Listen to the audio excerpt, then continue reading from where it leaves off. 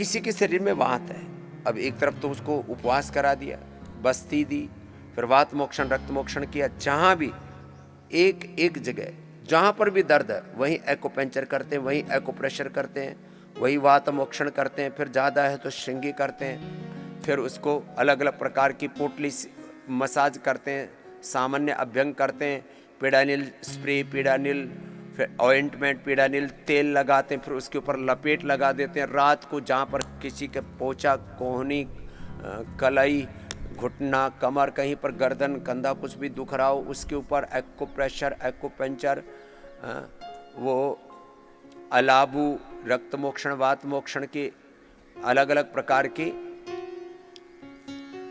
ये गवासा पवासा कुछ नहीं, ये वात मोक्षण की प्रक्रिया है।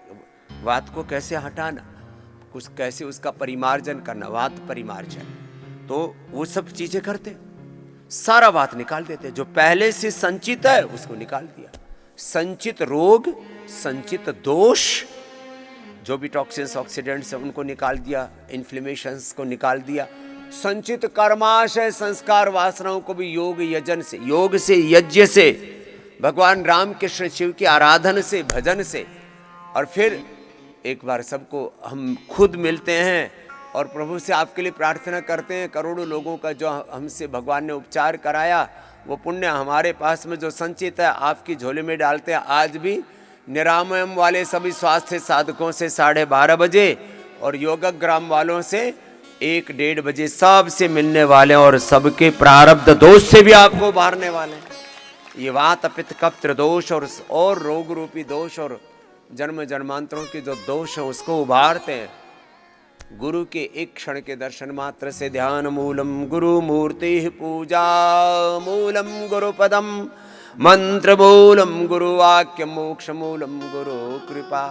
आपको योग के, आयुर्वेद के, पंचकर्मा षटकर्मा के एक एक विधि विधान को बताएंगे।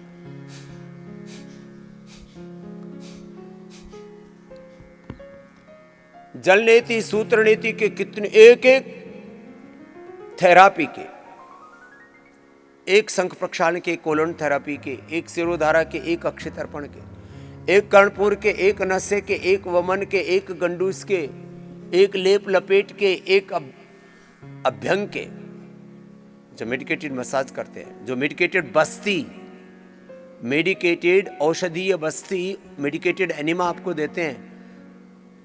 अब देखो कपालभाति पूरा हो गया, थोड़ी देर अनुलोम विलोम को, एक्यूपंक्चर, एक्यूप्रेशर, श्रृंगी चिकित्सा, वात मोक्षण, रक्त मोक्षण, मर्म चिकित्सा, ये सब कराते हैं। अब जरा गौर से सुनना, शरीर में कहीं पर भी वात है, अब एक जगह वो ज्यादा इकट्ठा हो जाता है, आगे से ना बने इसके लिए आपको आहार की व्यवस्था देते। वात आहार, पित्त आहार, कफ आहार, मधुमेह के लिए, हृदय रोग के लिए, चर्म रोगों के लिए अलग से एक आहार व्यवस्था हमने तय की है।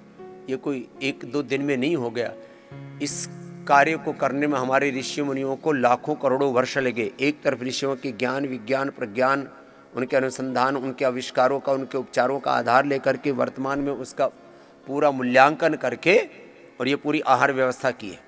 मोटापा के लिए, मधुमेह के लिए, हृदय रोगों के लिए, फिर चर्म रोगों के लिए, कैंसर के लिए, फिर वात पित्त कफ त्रिदोषों के लिए, किसी को शरीर में शिष्ट है उसके लिए, जो भी एक आहार की व्यवस्था की।